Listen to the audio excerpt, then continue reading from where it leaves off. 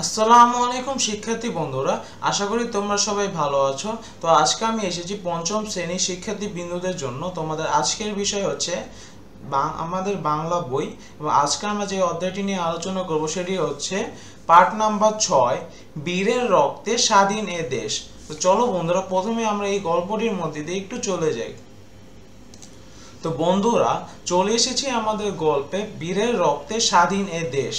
তো চলো বন্ধুরা, আমরা একটু গল্পটা পড়ে দেখি। দুরন্ত এক কিশোর, নাম নূর মোহাম্মদ শেখ, বাবা মায়ের একমাত্র সন্তান। নাটক, থিয়েটার আর গানের প্রতি তার প্রবল অনুরাগ। কিশোর বয়সে হঠাৎ করে তার বাবা মা মারা গেলেন। বদলে গেল তার জীবন। যোগ দিলেন ইপিআর অর্থাৎ ইস্ট পাকিস্তান রাইফেলসে। তো বন্ধুরা, এরপর আমরা দেখতে পাবো 1971 সালে 5ই সেপ্টেম্বরে পাকিস্তানি ছুটিপুর ক্যাম্পে। এখানে আমরা ল্যান্স নায়ক নূর মোহাম্মদ শেখের জীবন কাহিনী সম্পর্কে জানতে পারবো, এবং তিনি কিভাবে মুক্তিযুদ্ধে বীরের সঙ্গে সাহসের সঙ্গে যুদ্ধ করেছিলেন সেটা সম্পর্কে আমরা জানতে পারবো।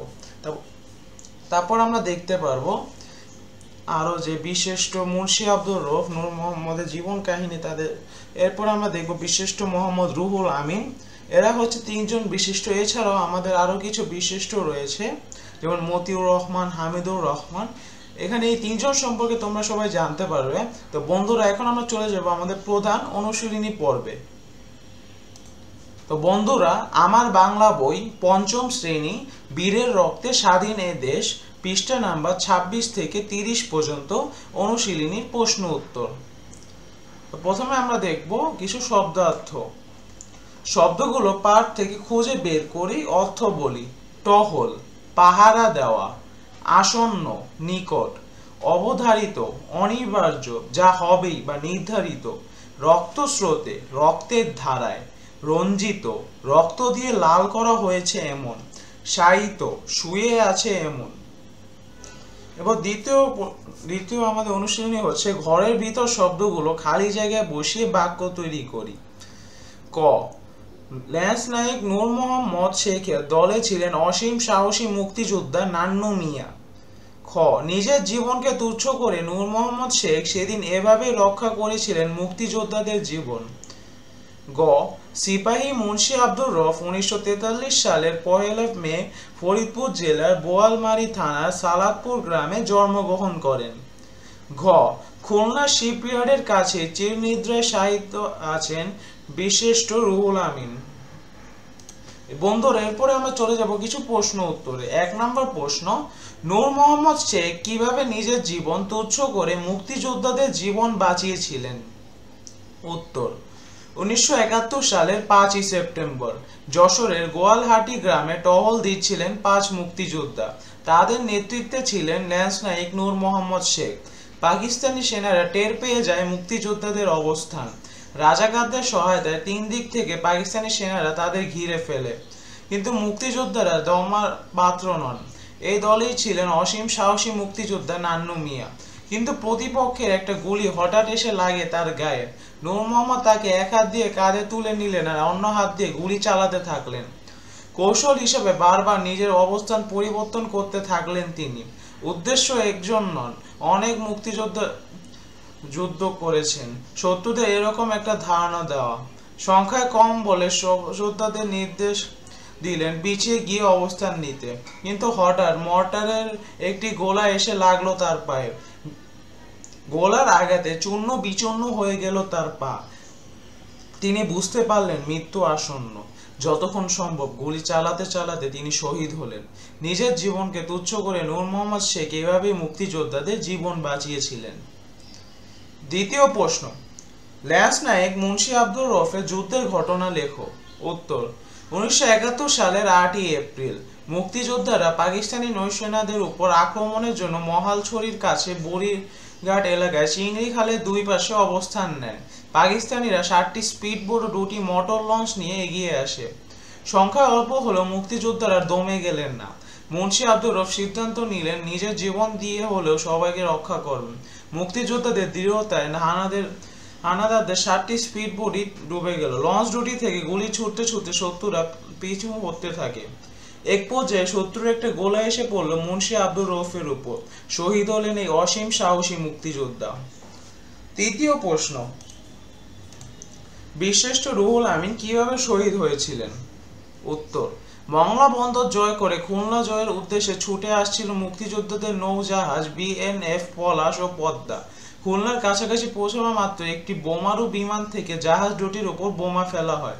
রুহুল আমিন ছিলেন বিএনএফ পলাশের ইঞ্জিন রুমের উপর বোমা পড়েছিল, এতে তার ডান হাতটি উড়ে যায়।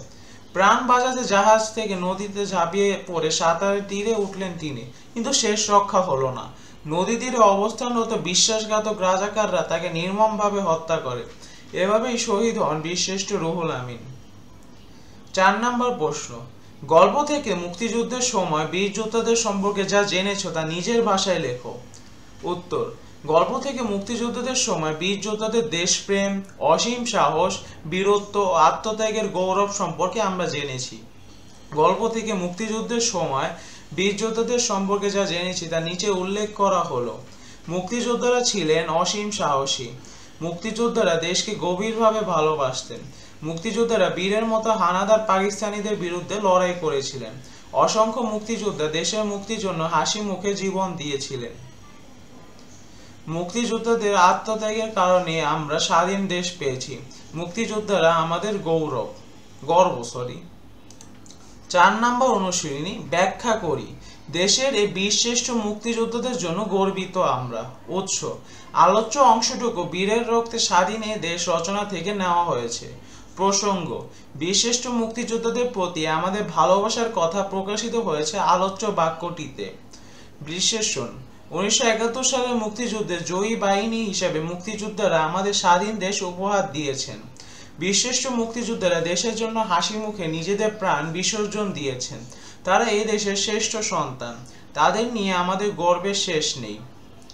এরপর কিছু আমরা বিপরীত শব্দ দেখব। দুরন্ত, শান্ত। শান্ত ছেলেটি শুধু পড়তে ভালোবাসে। অসীম, সসীম। আকাশ অসীম না সসীম তা কেউ জানে না। সুনাম, দুর্নাম। চোর হিসেবে সেলিমের দুর্নাম আছে। বীর, ভীতু। পপি খুব ভীতু মেয়ে। জয়, পরাজয়। সোহরাব সাহেব নির্বাচনে পরাজয় মেনে নিলেন। জীবন, মৃত্যু। মৃত্যুকে সবারই একদিন বরণ করতে হবে। এরপর বন্ধুরা আমরা কিছু টিক চিহ্ন দেখব। 1 নম্বর, বাবা মারা যাওয়ার পর নূর মোহাম্মদ কিসে যোগ দেন? ক, বাংলাদেশ রাইফেলস। খ, ইস্ট পাকিস্তান রাইফেলস। গ, বাংলাদেশ নেভিতে। ঘ, কোনোটিই নয়। উত্তর হবে খ, ইস্ট পাকিস্তান রাইফেলসে। দ্বিতীয় প্রশ্ন, বীরশ্রেষ্ঠ মুক্তিযোদ্ধা নূর মোহাম্মদ শেখের জন্ম কবে? ক, 1936 সালে 26শে ফেব্রুয়ারি। খ, 1938 সালে 26শে ফেব্রুয়ারি। গ, 1936 সালে 26শে জানুয়ারি। এবং ঘ, 1937 সালে 26শে জানুয়ারি। উত্তর হবে ক, 1936 সালে 26শে ফেব্রুয়ারি। তৃতীয় প্রশ্ন, মুক্তিযোদ্ধাদের আক্রমণে পাকিস্তানিদের কয়টি স্পিডবোট ডুবে গিয়েছিল? তো বন্ধুরা আমরা একটু আগে পড়েছিলাম মুক্তিযোদ্ধাদের আক্রমণে পাকিস্তানিদের 60টি স্পিডবোট ডুবে গিয়েছিল। তো উত্তর হবে গ, 60টি। পরবর্তী প্রশ্ন, বীরশ্রেষ্ঠ মুন্সি আব্দুর রউফকে সমাহিত করা হয় কোথায়? তো আমরা পরে দেখেছিলাম যে মুন্সি আব্দুর রউফকে সমাহিত করা হয়েছিল নানিয়ারচরের চিংড়ি খালে। তো উত্তর হবে গ, নানিয়ারচরের চিংড়ি খাল। এর পরের প্রশ্ন, খুলনা শিপইয়ার্ডের কাছে চিরনিদ্রায় শায়িত আছেন কোন বীর মুক্তিযোদ্ধা? নূর মোহাম্মদ শেখ, মুন্সি আব্দুর রউফ, মোস্তফা কামাল বা রুহুল আমিন। উত্তর হবে ঘ, মোহাম্মদ রুহুল আমিন। 6 নম্বর, আমাদের জাতীয় দিবসগুলোর পাশে তারিখবাচক শব্দ দেখো। তো এখানে আমাদের এটা লিখতে হবে কোন কোন দিবসে কত তারিখ সেটি। তো ক, শহীদ দিবস 21শে ফেব্রুয়ারি। স্বাধীনতা দিবস 26শে মার্চ। বাংলা নববর্ষ 1লা বৈশাখ বা 14ই এপ্রিল। গ, শহীদ বুদ্ধিজীবী দিবস 14ই ডিসেম্বর। বিজয় দিবস 16ই ডিসেম্বর। তো বন্ধুরা এটি ছিল আজকের জন্য। আমাদের পরবর্তী ভিডিওটি শুরু হবে ফেব্রুয়ারির গান লিখেছেন লুৎফুর রহমান লিটন। সেই ভিডিওটি দেখার জন্য তোমাদের সবাইকে অনেক আমন্ত্রণ রইল। তো সবাইকে অনেক ধন্যবাদ এই ভিডিওটি দেখার জন্য। আসসালামু আলাইকুম।